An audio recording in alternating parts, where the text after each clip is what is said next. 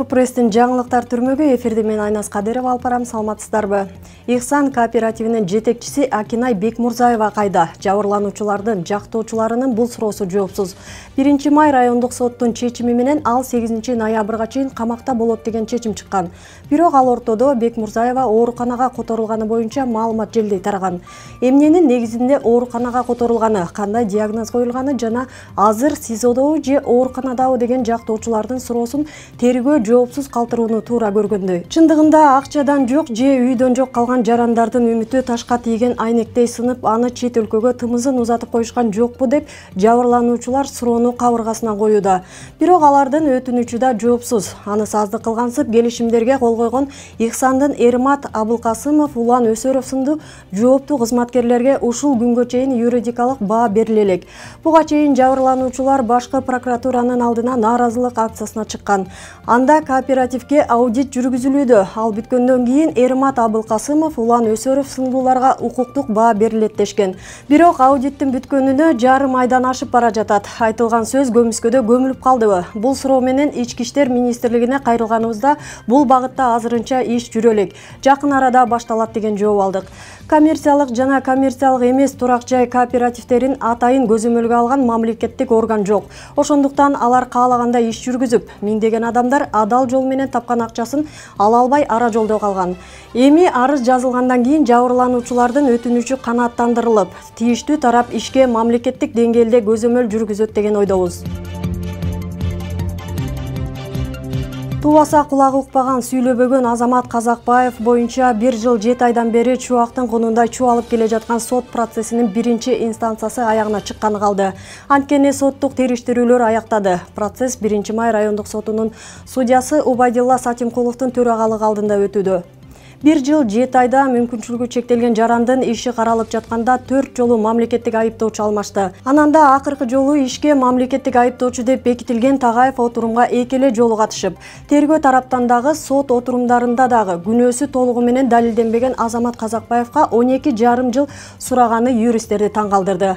Тагыраак айтканда, Казакбаев боюнча иштин алгачкы барагынан баштап эле айыпталуучунун конституциялык укугу бузулганы боюнча жактоочу Такен Молдакуловдун келтирген жүйөлөрүнө кулак кагыш кылып, алгачкы тергөө амалдарынын одоно мыйзам бузуулар менен коштолгондугун айтып келди. Эскерте кетсек, Азамат Казакбаевди УКМКнын тергөө кызматы алгачкы тергөө амалдарын жүргүзүп жаткан учурда эле процессуалдык нормаларды бузгандыгы ачыкка чыккан.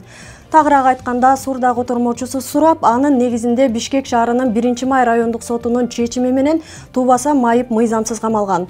УКМКнын тергөөчүсү Дудук адамды сурда котормочусуз кантип суракка алды? Аны кантип түшүндү? Адвокат Азамат Казакбаевдин аракетинде кылмыштын курамы жок экенин айтып келүүдө. Ананда экинчи топтогу майып адамга карата көрсөтмө берген адам соттук отурум учурунда көрсөтмөсүнөн баш тарткан. Адвокат Такен Молдакулов Азамат Казакбаевдин аракетинде кылмыштын курамы жок болгондуктан актоону суранды. 28 октябрга белгиленген сот процессинде Казакбаев акыркы сөзүн сүйлөйт. Кармалган активисттер менен саясатчылардын басымдуу бөлүгү 2 айга камакка алынды. Юристтердин айтымында, кармалгандарды сөзсүз камоо эмес, баш коргоо чаранын башка түрлөрүн, мисалы үй камагы же сыртка чыкпоо боюнча тил кат алуу жолу менен колдонсо мыйзам жол бермек. Себеп талаштан тактык жаралатта. Анткени коомчулукка тараган аудиодо бийликти басып алуу боюнча сөз жазылбаганы көрүнүп турат. Ананда аудио боюнча экспертизанын жыйынтыгы барбы деген суроону юристтер кабыргасынан коюп жатат. Себеп экспертизада басып алууга чакырык бар же жок деген тыянак чыгат. Бирок бул коомчулукка тараганы бийликти басып алууга чакырган, элге тарабаган аудиодагы болушу мүмкүнбү деген дагы суроо бар. Ананда бул аудиолорду мамлекеттик кызматкерлердин жапырт таратканы кызык болду. Алар блогер катары иш алып баруудабы? Мамлекетте ошол кызматкерлер жасай турган иш жокпу?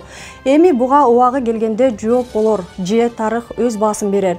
Ананда биринчи СИЗОдо камалганы дагы көп суроо жаратууда. Анткени дал ошол жай кыйноолор көп орун алган жер экени белгилүү. Мамлекеттик кызматкерлер бир жерден алынган видеолорду жапырт таратуу менен алек болуп жаткан учурда социалдык түйүндөрдө кемпир абад бийлик талаш эмес, чек ара такташ экенин эскертип жатты. Мына ошол кармалгандардын арасында Атай Бейшенбек аттуу активист бар. Ал тажик тарап куралдуу кол салганда Кыргызстан маалыматтык согушта утулуп калбасын. Чындыгында Кыргызстан эмес, коңшу өлкө тынч жаткан кыргызстандыктарга бүлүк салганын эл аралык коомчулукка жеткирүү киргизүү боюнча жигердүү иш жүргүзгөн. Негизи ал ишти учурда маалымат айдыңын жетектеп жаткан жооптуу кызматкерлерден түздөн-түз милдет эле. Эскерте кетсе, кайсы бир мамлекеттик жооптуу кызматка барган адам фейктер армиясын жетектерин. Ал тургай кайсы бир маселе чыкса, элди алаксытуу үчүн трайбалистик билдирүүлөрдү же видео, аудиолорду фейктери аркылуу таратарын коомчулук социалдык түйүндөргө байма-бай жазууда. Кыргызстанда ишмердүүлүгүн жүргүзгөн адвокаттарды монополиялык негизде Юстиция министрлигине баш ийдирүү аракети жүрүүдө. Тагыраак айтканда, адвокатура жана адвокаттык иш жөнүндө мыйзамга өзгөртүү жана толуктоо киргизүү боюнча мыйзам долбоор даярдалган.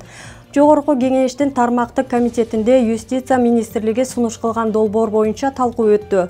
Талкууга депутаттардан тышкары Бишкек жана бардык аймактардан келген адвокаттар катышты.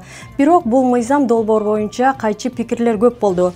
Адвокаттар буга каршы экенин билдиришти. Алар сунушталып жаткан документке альтернатива боло турган өздөрү иштеп чыккан мыйзам долбоорду Юстиция министрлигине тапшырышты. Юристтердин айтымында, Адилет министрлиги тарабынан иштелип чыккан долбоор адвокатуранын ишин жакшыртуу эмес, монополиялык негизде рамкага салуу, өздөрүнө баш ийдирүүгө карай жол ачкан негиздер көп.